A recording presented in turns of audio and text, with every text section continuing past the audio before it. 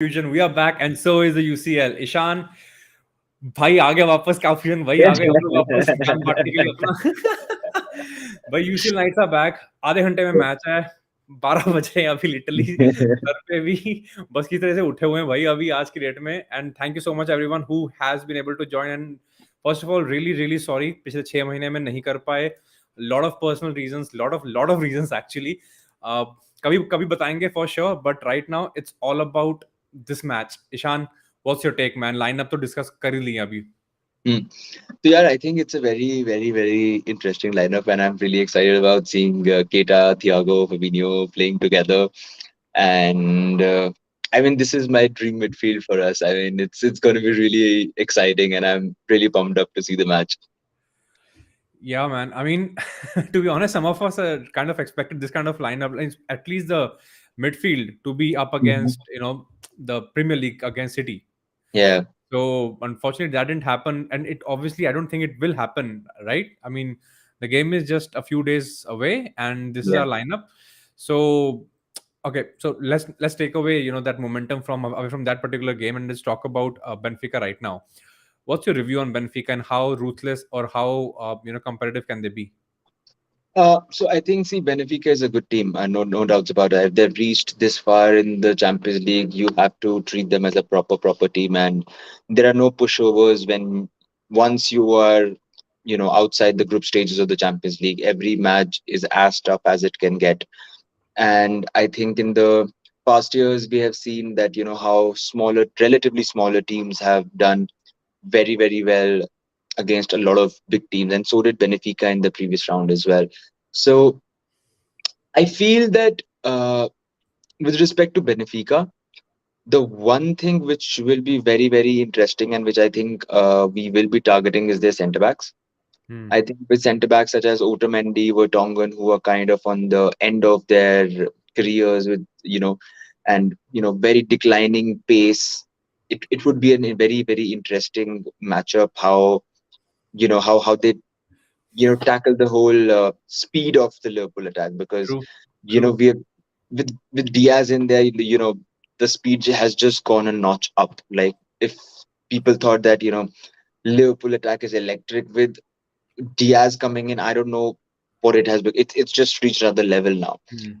So that is one thing which is going to be interesting. What is also going to be interesting is how Liverpool kind of deal with the left side presence of Grimaldo, because he's again a really good crosser and a good passer of the ball as well. So that would be interesting. But I think Benfica's biggest threat comes from Rafa Mir, and I think if we control him, and I think we'll have the game kind of in our control, unless and until very unlike us, but like if we give like them an opportunity on the set pieces. I think we have chosen Thiago and Naby Keita just because we wanted more control on the ball, right? Yeah. So I think it kind of really shows Klopp's intent. I really thought that I did not expect such a strong lineup, and hopefully we win the game. So I don't Yeah. kind of get it, kind I, of end I up think being I a think minus. I think Klopp's intention is pretty clear. Yeah, If you ask me, I think it's that wrap the game up by 60 minutes, true. Yeah, and he'll probably sub out Thiago and Keita and just wrap them up in cotton wool कि भाई yeah, अब बैठ आराम से कुछ करने uh, की जरूरत नहीं है. yeah. Maybe bring off And Diaz or Salah as well along with them, and probably save them for the probably next game. probably because see, Salah had a bit of a rest in the previous match. Yeah, And even though, I mean, he's a player who does not like getting subbed, and I mean, we all know that. But then true. I think it was a good decision with the, him not being able to, make chances, also because of the AFCON, the World Cup qualification hangover also there. So I think it's going to be really interesting, because again, UCL nights are totally different. Although again, it's going to be really tough for us, also because it's at their home, I think, if I'm not wrong. Yeah, So and like it's really tough when you go away at a stadium in Portugal or in Turkey, and countries like that where the crowd is very volatile. And I think it's going to be a really interesting match. Truly, I feel so too, because again, look, again, the fact is that they made it this far. A lot of teams did not, and a Yeah, lot of good teams did not, by the way. So full credits to them. I think we will show some sort of respect, hopefully. But then again, I really feel that it's also time that we take them seriously, and I think this lineup kind of shows, right? We are taking you seriously. yeah, We don't have any random person, any youngster even starting in the lineup. To be really honest, yeah, no Curtis Jones, no Elliott, nothing, no Minamino, no Origi, nothing at all, right? yeah, So it really shows that Klopp really wants to wrap up this game in the first half, maybe because the second leg, it's right in the middle of some really crucial fixtures as well, right? yeah, In other competitions, so it's really good. I think I'm super proud right now that we have that depth finally, a bit of yeah, depth. Yes, we finally have it that we can still take such games seriously. So kudos, and really excited about it. And I think again the whole point of getting Thiago and Naby Keita in the midfield is all about getting that ball possession, not yeah, not losing possession at all, and dominating the game and keeping the ball. Typical game management kind of a lineup which we have. Then bringing in James Milner, hopefully, to manage the rest of the game or whatever is remaining of it. Maybe bring in Jordan Henderson for the matter. yeah, So yeah, I think it's a brilliant call. Kind of also makes you a lot of it kind of makes you think that what will the lineup be against yeah. City in the next game. So it's kind of very tricky, and I'm pretty sure we are in for a surprise as well. Maybe a couple of surprises in that lineup, because it's just a couple of days away. So let's see how does it um, kind of turn out. But yes, we also want to talk about Alexander Arnold. Like, he's finally back. This is his first game after the injury which he had. We're gonna not talk about the injury too much, but to be really honest, I It was think it's a very Alex Ferguson like injury. I remember like when under Ferguson, like all top United players who were playing day in day out, Hmm. they used to magically get injured just before the international break. And as soon as the international break would get over, they'll be back fit. And it kind of reminded me of that time. Although, I mean, if he was injured, I mean, I understand he was injured, Hmm. but bloody hell, I mean, Joe Gomez did really well last game, and that ball he The gave cross was in, amazing, man. that was amazing. Like, and for 1 second, I was like, this guy had no idea how to cross the ball, and now he's giving color of a crosses. Yeah, That was actually good to see that Gomez putting in hours and probably in the training ground, and working on something in order to get more game time, because it's very important for him to get game time as well to true. get back from his injury. True, true, and that's the thing, right? I mean, look, I've always criticized Gomez on as an RB, to be really honest with you, but Yeah, in the last couple of games, he has been really good. He yeah, has worked on his weakness, but then again, it's too early to judge.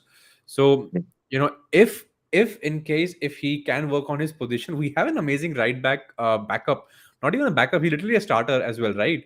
So yeah. Trent and Gomez can literally do something for us here, and we don't have to worry about that particular void which we already have. Then Hmm. obviously our attention completely goes to Fabinho's position all over Yeah. again for a suitable backup for him. Yeah, But yeah, I think this particular lineup is gonna be good enough for Benfica. I think this is something.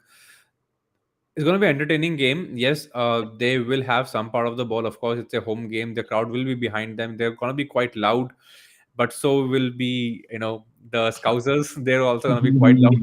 Away fans have been absolutely amazing this season, man. Especially yeah, after the first quarter of the season. yeah, Post that, the away fans have been absolutely amazing. They have been pushing this team so hard in every single game. yeah. And I think that is very very important. Like when you go to away games and intimidating stadiums such as at Benfica, and like it's really tough for the players to actually find a in-game motivation. Like it's really tough to hear what your coach is saying from the sideline, because these stadiums are so loud. Yeah, And as soon as you get like few strings of passes together and you are working your rhythm up in the game, and you just hear your fans sing, it just lifts you up a lot. True.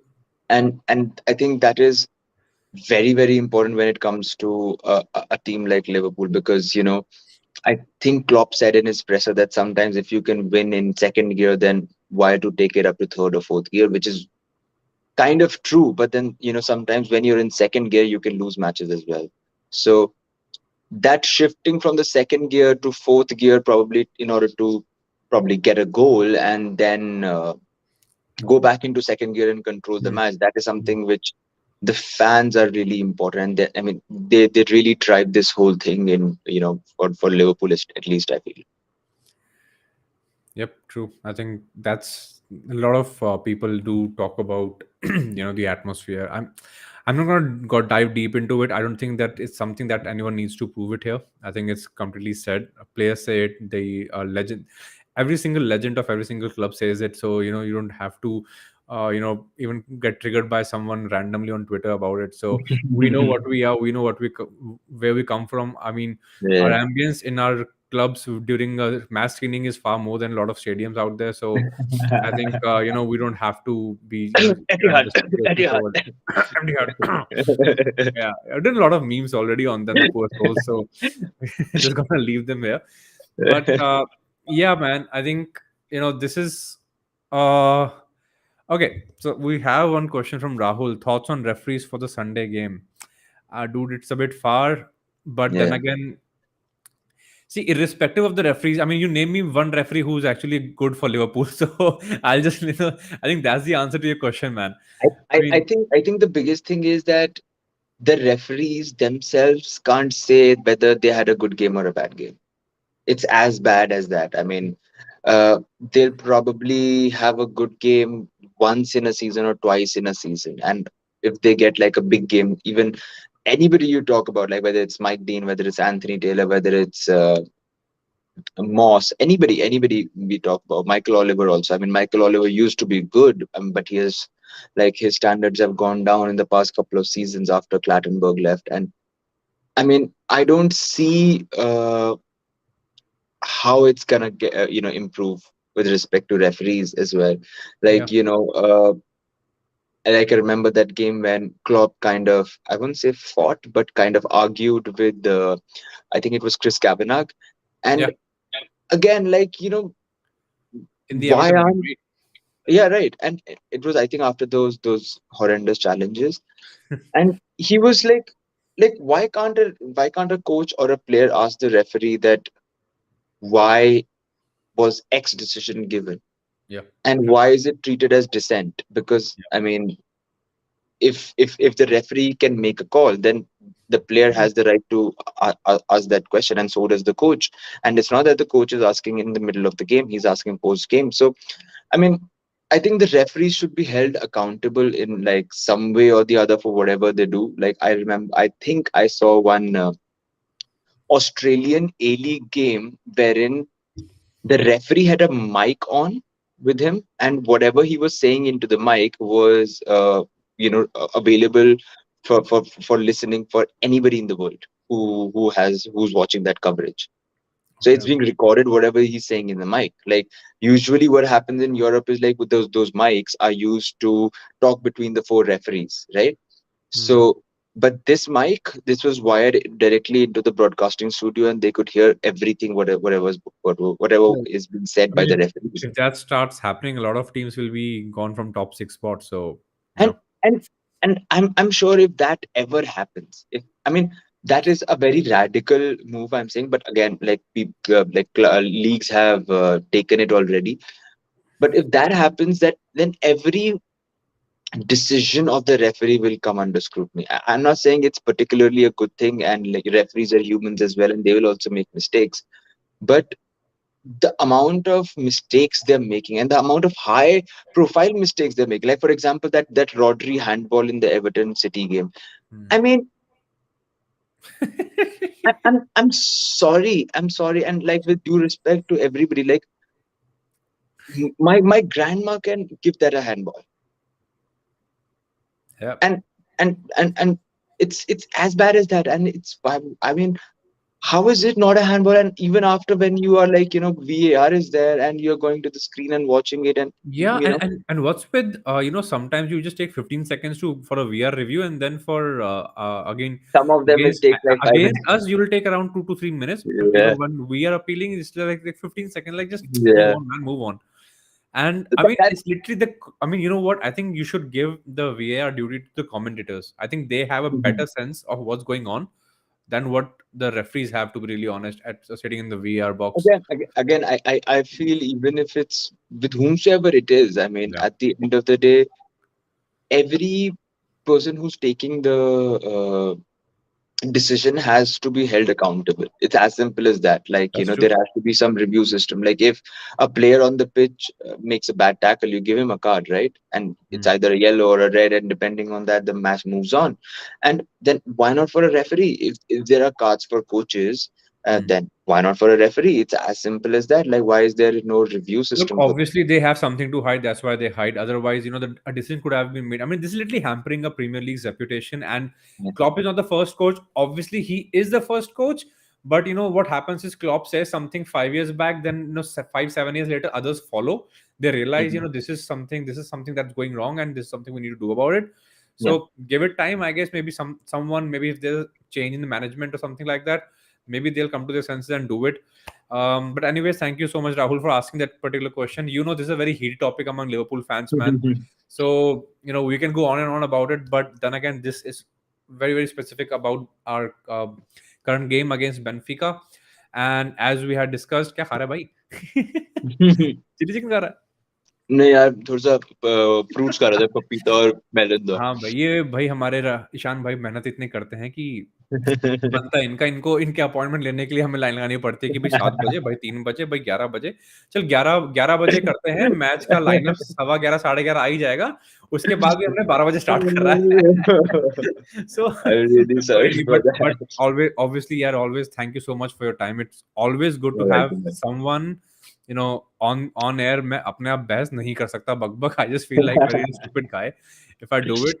So, anyways, guys, that was to sum it up, that was our preview of the game today. Follow us on YouTube and Instagram. Twitter का ID as usual 5 ID मेरे ban हो चुके हैं, तो corp fusion LFC करके है, corp fusion नहीं है unfortunately. So follow that. Otherwise, I have a personal ID as well, so you can follow that as well. And thank you so much again, guys. And before we end, Ishan भाई score predictions कर लेते हैं यार। I don't do score predictions. Never. I ये don't want सब to jinx सब it. मतलब है ना, सब। No jinxing. चलो ठीक है, 2-0 लिवरपूल मैं बोल रहा हूँ। जाओ, होगा। देखी जाएगी। ठीक प्रीव्यू कर लिया, देखी जाएगी। है, ठीक 20 बना लिया, देखी जाएगी। ठीक है, चलो, alright guys, thank you so much, enjoy the game. It's 10 minutes to kick off. Thank you so much, Ishan, Yeah. for coming in. Cheers. All right, thank Cheers, you. Thank guys. you for having me. Let walk See you alone. guys. Yeah, Yes. bye.